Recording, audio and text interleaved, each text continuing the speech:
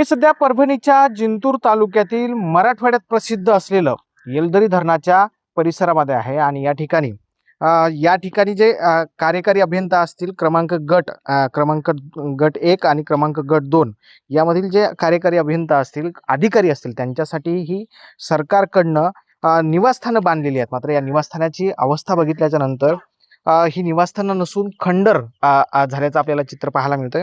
अनेक निवासस्थानं जे आहेत ते गेल्या कित्येक वर्षापासून बंद आहेत.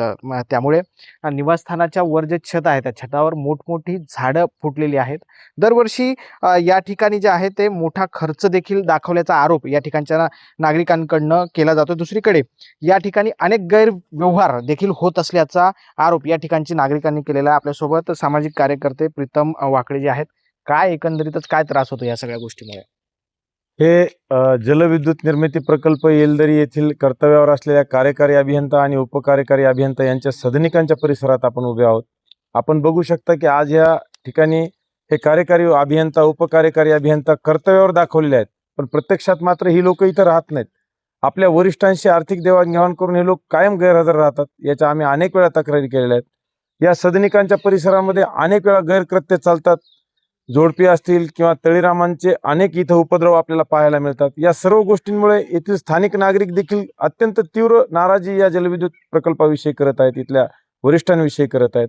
आमची तक्रार आहे की संबंधित प्रकरणामध्ये महाजनकोच्या वरिष्ठांनी सर्व अभियंत्यांना मुख्यालयी राहण्याचे तात्काळ आदेश द्यावे व मुख्यालयी राहण्यासंदर्भाने वरिष्ठांचे जे काही आदेश आहेत त्याचे पालन इथल्या कार्यकारी अभियंत्यांनी करावे असे आदेश करावेत.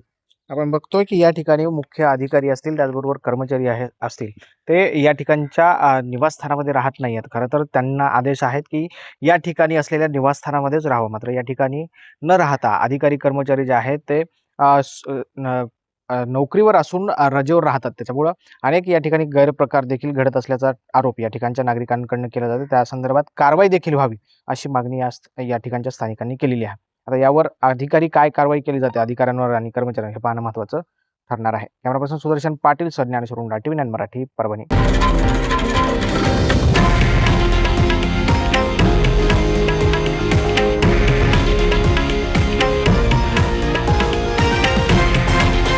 हे आहे देशातील नंबर 1 न्यूज नेटवर्क आणि आपण पाहत आहात TV9 मराठी, एकमेव.